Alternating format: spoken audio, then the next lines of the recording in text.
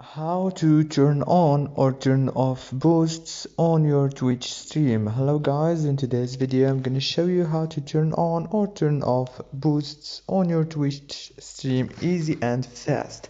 So first thing, go to your Twitch and then go to the top corner right here and click on your profile, and then go down and click on account settings.